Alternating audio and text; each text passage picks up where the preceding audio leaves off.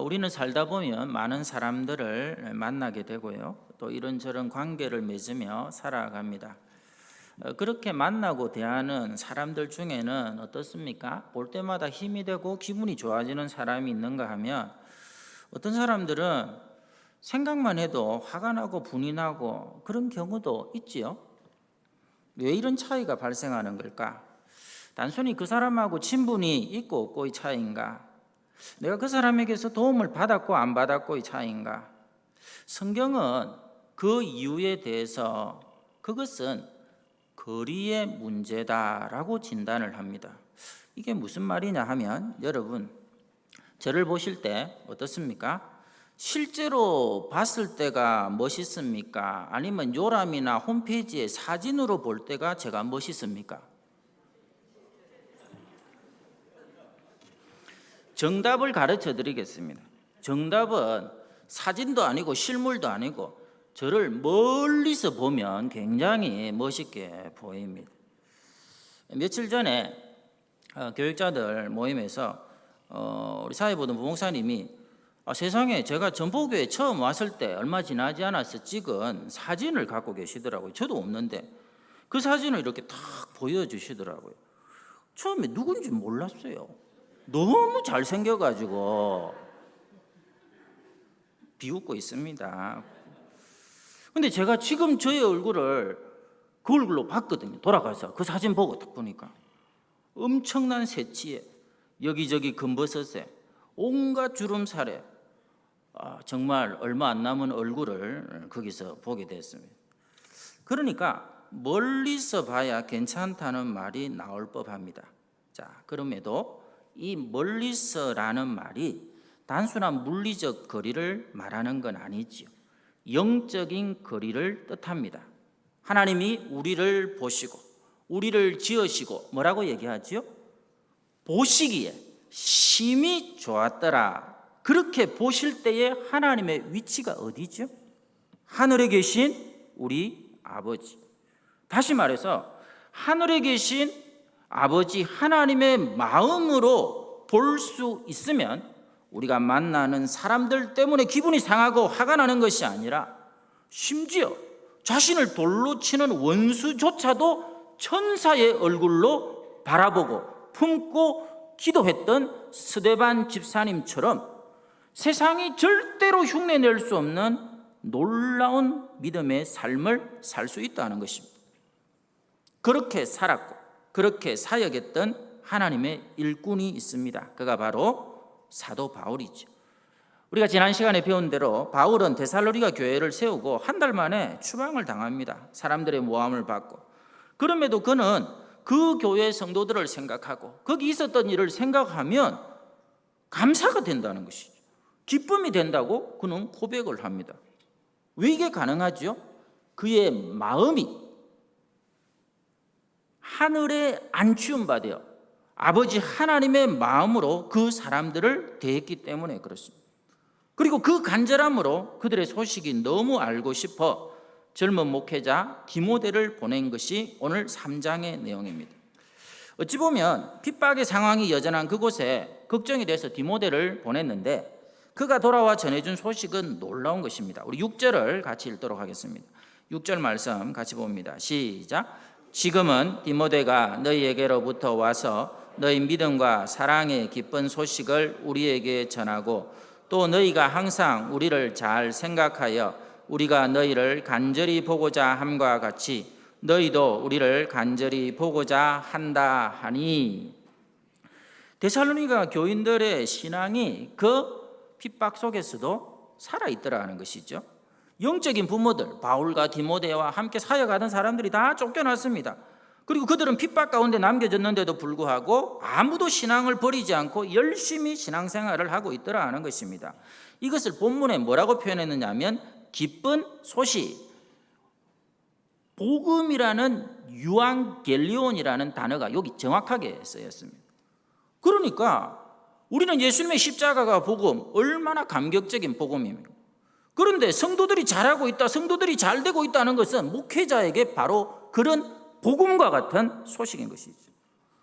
바울은 고린도에서 탈진해 있었습니다. 그런데 성도들이 화이팅한다는 소식을 듣고 위로를 얻고 7절 말씀, 이제는 살리라. 8절, 이제 좀 살 것 같다는 것이죠. 모든 기쁨으로 최상급의 표현을 써서 어쩔 줄 몰라 기뻐하고 있습니다. 목회자의 마음이 동일합니다. 여러분, 제가 가장 기쁜 것은 성도들이 잘 된다는 얘기입니다. 성도들이 때로는 힘든 가운데서도 믿음으로 화이팅하고 있다는 얘기를 들으면 정말 살맛이 납니다. 제가 오늘 아침에 집에서 걸어오는데 오늘 날씨가 더우니까 만만치 않더라고요, 땡볕에. 그래서 안 그래도 우리 교회까지 약간은 오르막길 아닙니까? 교회를 다 올 때쯤 되니까 마스크도 끼고 헥헥거리는데 누가 나오느냐 하니까 우리 선생님들하고 아이들이 예배를 마치고 나오더라고요. 근데 그 중에 한 애가 눈에 띕디다. 제가 지난주에 실시간 예배를 보다가 들어가서 혼내주고 싶은 말썽꾸러기 애가 하나 있다 안 했습니까? 걔 덩치가 실제로 보니 장난이 아니에요. 그런데 그 녀석이 저보고 넙죽 인사를 하는 거예요. 그래서 제가 딴 거는 안 하고, 너 오늘은 예배 잘 드렸니? 그랬더만, 예배 잘 드렸어요. 그 얘기를 하는데 선생님들이 막 웃는 겁니다. 그러면 이게 진짠가 뭔가 이게 헷갈리기 시작하는데, 근데 제 마음은 너무 좋은 거예요. 말이라도 목사님 저 오늘 예배 잘 드렸어요, 그렇게 얘기하니까 저도 힘이 나는 거죠. 여러분, 일이 많아서 피곤한 게 아닙니다. 일에 대한 보람이 나타나지 않을 때에 피곤해지는 것이죠. 자, 그렇다면 어떻게 해서 데살로니가 교회 성도들은 큰 환난 가운데서도 승리하는 기적을 만들 수 있었느냐, 이게 우리가 오늘 살필 건데요. 두 가지를 보겠습니다. 첫 번째, 하나님의 일하심이 있었기 때문입니다. 9절을 우리 같이 보도록 하겠습니다. 9절 말씀입니다. 시작. 우리가 우리 하나님 앞에서 너희로 말미암아 모든 기쁨으로 기뻐하니 너희를 위하여 능히 어떠한 감사로 하나님께 보답할까. 이 말씀은 사도 바울이 디모데에게서 데살로니가의 소식을 들었을 때에 그의 마음에 떠오른 생각은, 하나님, 이건 다 하나님이 하신 겁니다 라는 생각이죠. 그래서 그는 기뻐해도 하나님 앞에서 기뻐하고, 이에 대해서 하나님께 뭐라고 감사해야 될지 모르겠다며 하나님의 일하심에 감격하고 있습니다. 그러므로 우리가 여기서 알 수 있는 것은, 사람들의 영혼을 살리고 신앙을 지키고 때로는 우리의 가정과 우리의 자녀들과 이 민족을 지키는 것도 전적으로 하나님 손에 달려있다는 사실이죠. 우리는 내가 하나님의 말씀을 전하고 때로는 내가 사람을 키우고 자식을 키운다고 생각하지만 실제로는 우리는 쓰임받는 것뿐이고 모든 것은 하나님 당신 자신께서 다 행하고 이루시는 것입니다. 그래서 사도 바울은 고린도 교인들에게 보낸 편지에서 뭐라고 하느냐면, 나는 심었고 아볼로는 물을 주었으되 오직 하나님께서 자라나게 하셨으니 그런즉 심는 이나 물 주는 이는 아무것도 아니지만 오직 자라게 하는 이는 하나님뿐이니라. 이렇게 말씀을 하지. 여러분, 아이들을 여러 키우는 엄마들에게 제가 한 번씩 물어봅니다. 자식들 키우느라고 수고하셨지요? 그렇게 말하면 돌아오는 대답이 이렇습니다. 뭐 제가 키웠나요? 지들이 저절로 알아서 컸지요. 그런 대답을 많이 듣습니다. 요즘 제가 그 느낌을 받아요. 여러분, 제가 전북에 처음 왔을 때에 저희 집 애들은 몇 살인 줄 아세요? 돌입니다. 돌이 몰라요. 돌이 첫 돌을 지나가지고 애를 데리고 왔다니까요. 근데 이제는 한 녀석은 제대하고 한 녀석은 내일 모레 제대하는, 그러니까 이 전북교회에서 지나온 시간들을 보면 제가 한 거는 별로 없고 하나님이 다 하시는 거거든요. 제가 수요일 날도 그 얘기 했지 않습니까? 우리나라 돌아가는 거 보면 한치 앞을 모르겠다 싶지요. 그러다가 갑자기 재작년에 우리나라 대통령하고 김정은이하고 만나서 갑자기 평화 모드가 생겼습니다. 왜 이런 일이 생겼어? 고민을 하니까 답이 뭐다? 우리 집 애들이 군대를 가는 거예요. 군대 가 있는 동안 좀 조용하라고 김정은이를 하나님이 딱 다독여 놓더라고요. 그런데 얼마 전에 연락사무소 폭파하고 갑자기 위협적인 분위기가 조성이 돼요. 그 이유는 뭐다? 우리 애들이 제대를 했단 말입니다. 그래서 모든 게 하필이면 이 두 놈을 중심으로 해서 하나님이 움직일까 했다가 6.25 그 다음날 김정은이가 군사행동 한다 안 한다? 안 한다. 왜 갑자기 이 친구가 그런 결정을 내리죠? 강문전 전도사님 아들이 군대를 갔단 말입니다. 우리 집사님 아들이 지금 전방에 있단 말입니다.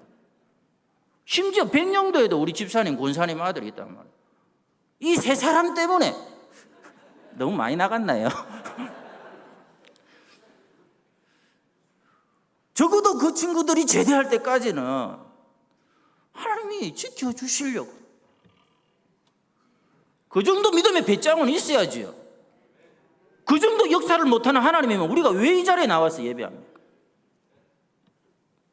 믿음 좋은 외과 의사 선생님이 그런 고백을 합니다. 목사님, 사람들은 저보고 수술 잘한다고 명의라고 막 그러는데 사실 제가 하는 건 별거 없어요. 몸속에 나쁜 거 찾아가지고 떼어내고 다시 꿰매는 것뿐인데 그렇게 하고 나면 그 안에서 살이 돋고 피가 돌고 세포가 재생되고 망가진 기능이 회복되게 하시는 것은 전부 다 하나님이 다 하시는 거라는데 너무너무 귀한 고백이죠. 신앙의 영역에서도 마찬가지입니다. 결국 하나님이 하시는 거예요. 대표적인 게 중국의 이 부흥 아닙니까? 우리가 생각할 때 이 코로나로 인해서 교회가 위축이 되고 전도가 위축이 되고 선교가 막히고 이렇게 하지만 여러분 중국의 역사를 보면 이건 아무것도 아니잖아요. 문화혁명이라고 해서 중국 내 모든 선교사들과 목사들을 다 쫓아내버립니다. 지난주에 얘기한 것처럼 마지막에 나오신 분이 방질 목사님이라고 하죠. 그때 중국 내 성도들이 한 40만 정도가 있었다고 추정을 합니다. 그런데 목사, 선교사 한 명 없이 수십 년이 지난 후에 역사의 뚜껑을 딱 열었을 때에 사람들은 전부 그 안에 이제 성도들이 남아있겠나 이렇게 하고 들여다봤는데 결과는 뭐죠? 1억 명의 성도들이 목숨을 걸고 신앙을 지키고 있더라 하는 것이죠. 40만에서 200만, 40만에서 1억이면 도대체 몇 배입니까? 200배가 넘는 부흥이 그 땅 안에서 이미 진행되고 있더라는 것이죠. 선교사 한 명 없이 우리가 내릴 수 있는 결론은 뭐죠? 하나님이 다 하셨다. 하나님이 직접 선교하셨다. 하나님의 미션이었다는 것이죠. 하나님의 일하심을 본다는 것이죠. 사랑하는 성도님들, 우리가 나름대로 애쓴다고 하지만 사람이 하는 것은 그야말로 최소한의 것입니다. 믿음을 심고 영혼을 살리고 키우고 지키고 자라게 하시는 것은 전부 하나님이 하십니다. 그래서 우리가 이 코로나로 인해서 내일쯤 되면 전 세계에 1,000만 명 이상의 감염자가 50만 명 이상의 사망자가 나온다고 모두를 우리를 억누르고 두렵게 만들고 때로는 공포를 조성하는 이런 분위기 속에서도 우리가 절대로 주눅들 수 없는 것은 하나님이 살아계시고 오늘도 그 하나님을 믿고 의지하며 예배하는 이 자리에 우리가 있기 때문이죠. 특히 올해 상반기 벌써 6개월이 뭐하다가 이리 지나갔는지 모르겠어요. 세상이 어떻게 돌아가는지 정신도 없을 지경입니다. 제가 우리 장로님들한테 얘기했습니다. 지난주에 맥주 감사절 취소하자고. 아니 성도들의 삶이 지금 파탄이 나 있는 사람이 한둘이가 아닌데 이거 맥주 감사절 헌금 봉투 나눠주면서 맥주 감사절 지키자고 하면 내 마음이 안 편하다 그렇게 얘기했는데 우리 장로님들은 고민을 하시더라고요. 그런데 다시금 제 마음에 드는 것은 그렇게 하는 게 제가 목사로서의 직무유기라는 생각이 들었어요. 그럼에도 불구하고 하나님의 은혜가 있기 때문에 내가 이 자리에 오늘도 이 순간에 하나님 앞에 있다는 것으로 인해서 감사할 수 있는 성도들을 만들어가는 게 목사의 책무인데 내가 그 책임을 다하지 못하는 게 아닌가. 그래서 우리는 다음 주에 맥주 감사절을 지킵니다. 그럼에도 불구하고 힘들고 어려운 시간을 지난 상반기 동안 보내신 분이 많습니다. 이 모든 일이 하나님의 손 안에 있다 하는 것을 다시금 기억하며 감사하는 맥주 감사절이 될 수 있기를 바랍니다. 아울러 여러분 6개월 동안 이런 일 저런 일 때문에 마음이 불편해진 사람들이 있습니까? 아까 말씀드린 대로 멀리서 하늘의 관점에서 우리 마음이 십자가를 붙들고 하늘 보좌에 올라가서 그 하나님의 마음을 품고 그 사람들을 한번 보며 품기도 하고 할 수만 있으면 감사를 해보십시오. 이게 바로 범사에 감사하라는 하나님의 뜻인 거예요. 등산을 해보셨습니까? 여러분 등산할 때 저는 뜻하지 않게 며칠 전에 길을 잘못 들어가지고 등산을 1시간 반을 했는데요. 등산하는 분 존경스럽습니다. 길도 꼬불꼬불하고 거기다가 돌이 울퉁불퉁, 그리고 계속해서 오르막길을 올라가는데 중간에 너무너무 포기하고 싶더라고요. 그런데 포기할 수도 없는 게 연락할 방법이 없는 거예요. 119가 거기 어떻게 옵니까? 그래서 이제 끝까지 갔는데 제가 그 등산길에서 발견한 것 중에 하나가 뭐냐니까 저 혼자 운동화를 신고 간 거예요. 등산하시는 분들 전부 다 등산화, 그게 필요한 것 같더라고요. 여쭤보겠습니다. 여러분, 그런 꼬불꼬불한 산 정상을 향해 갈 때, 등산할 때 등산화를 언제 신습니까? 등산을 다 하고 나서 정상에 올라서서 가방에서 등산화를 꺼내서 신는 사람이 있습니까? 없어요. 시작할 때, 출발할 때 등산화를 신는 것과 마찬가지로 우리의 삶이 시작될 때입니다. 우리의 삶을 출발할 때 감사의 신을 신고 믿음의 정상을 향해서, 때로는 꼬불꼬불한 길로, 울퉁불퉁한 길로, 그 순간에도 감사의 신을 신고 하나님께 감사하고 사람들에게 고마움을 표하면서 나아갈 때에 맥주 감사절, 주스 감사절이 아니라 모내기도 감사하고, 김을 맬 때도 감사하고, 1월에도 감사하고, 코로나가 때로는 덮쳐도 감사하고, 없어도 감사하고, 우리 아이들의 삶이 때로는 돌아가는 것 같아도 감사하고, 하나님이 시온의 대를 열어도 감사하고, 그렇게 끝까지 믿음의 산을 향하여 주님 부르시는 그날까지 갈 때에 여러분 삶에 하나님의 일하심을 보며 범사에 감사하는 인생이 되는 것이죠. 2020년 부디 남은 6개월 동안, 이 하반기 동안에는 우리 가정 안에, 공동체 속에, 교회 안에, 이민족 안에 이 하나님의 일하심과 돌보심을 날마다 보게 되는 귀한 복이 있기를 축원합니다. 두 번째, 이 데살로니가 교회의 승리의 이유는 뭐냐면 사역자들의 기도와 열정이 있었기 때문입니다. 10절 말씀을 우리 같이 보도록 하겠습니다. 10절입니다. 시작. 주야로 심히 간구하며 너희 얼굴을 보고 너희 믿음이 부족한 것을 보충하게 하려 함이라. 읽은 말씀처럼 바울과 디모데가 간절한 기도와 간구로 저들의 믿음을 든든히 세우게 했다라는 것이 나옵니다. 실제로 사도 바울은 새로운 은혜를 받고 신앙을 키우는 이 교인들을 위해서 계속해서 중보하며 기도하는 것을 중요하게 여겼습니다. 바울이 다른 교회에 보낸 여러 편지에도 보면요, 이런 말씀들이 나옵니다. 내가 너희를 생각하며 항상 기도하고 있다, 이렇게 말해요. 그러면서 뭐라고까지 하느냐니까 내가 너희들을 위해서 그토록 끊임없이 중보하며 기도하는데 하나님이 내 증인이시다, 이렇게까지 얘기하지. 우리가 명심할 것은 하나님께서는 우리가 다른 영혼들에 대해서, 이 땅의 문제에 대해서 지속적인 관심을 가지고 기도하는 것을 아주 중요하게 여기십니다. 어찌 보면 일종의 여리고 작전입니다. 여호수아는 여리고성을 함락할 때에 하루에 한 바퀴씩 딱 돌았습니다.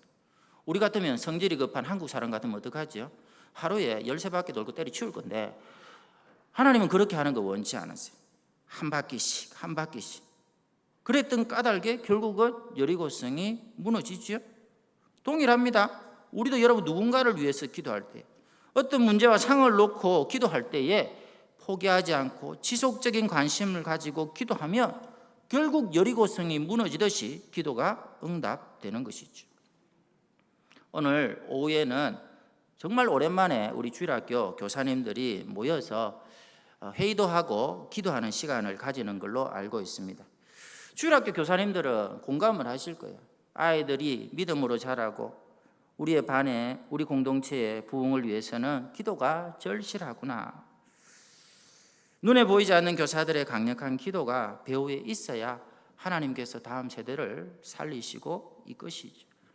저는 이제 대학을 졸업하면서 바로 목회자 생활을 했기 때문에 교사를 얼마 못했습니다. 한 2, 3년 정도밖에 못한 것 같은데, 저희 집사람이 의외로 유치부 교사를 전포교에 와서 오래 했습니다. 16년 동안 했습니다. 16년 동안. 그런데 저희 집사람이 교사를 할 때 보니까 우리 아이들을 위해서 가장 필요한 것은 선생님의 기도다 하는 것을 제가 틀림없이 체험을 하게 됐죠. 여러분 좀 믿기지 않으시겠지만 저희 집사람이 교사를 좀 잘합니다. 반을 맡은 적이 있거든요. 자, 반을 맡은 적이 있는 게 매년 반을 맡거든요. 그런데 어떨 때는 연초에 아이들이 1명, 2명을 받을 때가 있어요. 근데 가을이 되고 추수감사절쯤 되어서 저희 그 집사람 맡은 반 아이들 사진을 딱 가져오면요, 많을 때는 20명의 아이들이 거기 있어요. 왜 이런 은혜를 주셨을까? 그 비결이 뭘까? 바로 기도다 하는 것이죠. 제가 그때 생각을 되돌리면 이렇습니다. 유치부 친구 초청 주일을 앞두고 그때 뭘 했느냐면 우리 교사들 기억하실 겁니다. 한 달 동안 그 친구 초청 주일을 앞두고 한 달 동안 릴레이 기도를 하게 됩니다. 이 릴레이 기도에 동참을 해야 되고 집사람은 또 밤마다 1시간 이상씩 알람을 맞춰놓고 한 달 동안 그 친구 초청 주일을 두고 철저하게 기도를 합니다. 그러니까 밤 9시다 이렇게 기도 알람을 딱 맞춰놓거든요. 그러면 그때 생각해 보면요, 그 시간에 앞서가지고 저희 집 애들한테 막 신경질을 낼 때도 있거든요. 그런데 갑자기 기도 알람이 울리는 게 띠리리리리리. 그러면 그 알람 소리와 함께 저희 집사람 얼굴에 근육이 팍 풀리면서 엄마 기도 간다 이러면서 딱 가는 거예요. 심지어 저하고 대판 싸울 때도 있었습니다. 그런데 기도 알람만 딱 울리면 그 자리에서 딱 돌아서가지고 기도하러 들어가는데 막 울면서 기도를 합니다. 이게 서러워서 우는 건지 영혼을 위해서 우는 건지 저는 밖에서 들을 때는 좀 헷갈리고 모르겠지만 그런 기도의 힘이 모여가지고 부흥의 열매를 맺더라 하는 것이죠. 여러분, 하나님은 틀림없는 분입니다. 사도 바울이 그렇게 마음을 졸이면서 기도하며 데살로니가 교인들의 소식을 기대했는데 정말로 기쁜 소식, 복음을 듣게 된 거죠. 성도들이 살아있다. 교회가 건강하다. 핍박 가운데서도 믿음 잘 지키고 있다. 이처럼 기도했을 뿐만 아니라 바울은 그들은 굉장히 보고 싶은 사람들로 기억되어서 내가 너무너무 그대들을 보고 싶다 하는 열정까지 표하게 됩니다. 6절을 여러분 눈으로 한번 보실까요? 뭐라고 되어 있습니까? 중간에 우리가 너희를 간절히 보고자 함과 같이. 이 말씀은 못 보면 죽을 것 같아 이런 표현인 것이죠. 아주 강렬한 내용입니다. 잠을 못 잘 정도로 너가 보고 싶어 죽겠다 하는 것이죠. 대단한 열정입니다. 보고 싶어서 성도들을 생각하니까 잠이 안 오더라. 오늘 이 말씀 듣고 또 저를 찾아와서 목사님도 우리 생각하면 잠이 안 옵니까? 이런 거 물어보지 마세요. 곤란합니다. 여러분 아시잖아요. 저는 불면증 때문에 잠을 못 자는 거. 그런데요, 제가 부임 초기에 우리 교회가 어려웠습니다.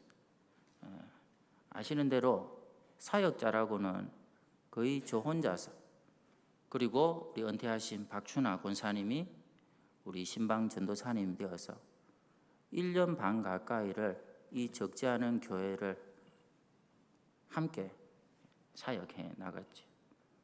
아시는 대로 저는 그때 중등부, 고등부를 맡았습니다. 그리고 청년부도 제가 맡았습니다. 새가족부도 제가 다 했습니다. 그리고 신방도 제가 다 했습니다.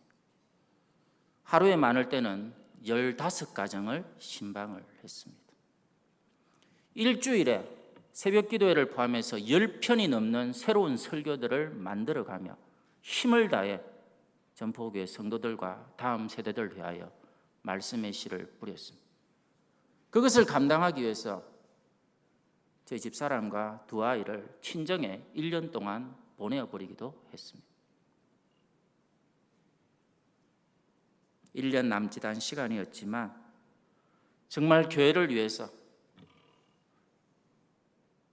내 몸이 어찌되든지 상관없이 그들이 하나님 앞에 바로 서기를 원하는 열정으로 살아가는 이 바울의 심정을 정말 1년 남짓한 그 시간 동안 제가 느꼈던 적이 있습니다. 그러나 그 시간이 너무나도 짧았고 길지 않았음을 또한 아울러 고백합니다. 그런 점에서 오늘 바울의 모습을 보면 참 부끄럽다 생각을 합니다. 바울은 그 섬김과 열정을 나의 달려갈 길을 마치고 마지막 숨이 다하는 순간까지 그렇게 감당했는데 여러분의 모습은 어떻습니까? 오늘 말씀의 제목처럼 하나님 앞에 그분의 일꾼으로 살고 있습니다. 이런 수수께끼를 들어보셨을 거예요. 어렸을 때 안 울다가 어른이 되면 우는 것. 정답 뭐죠? 이거 유치원에서 나온 질문인데 매미입니다. 매미. 알면서 그죠? 유치하니까.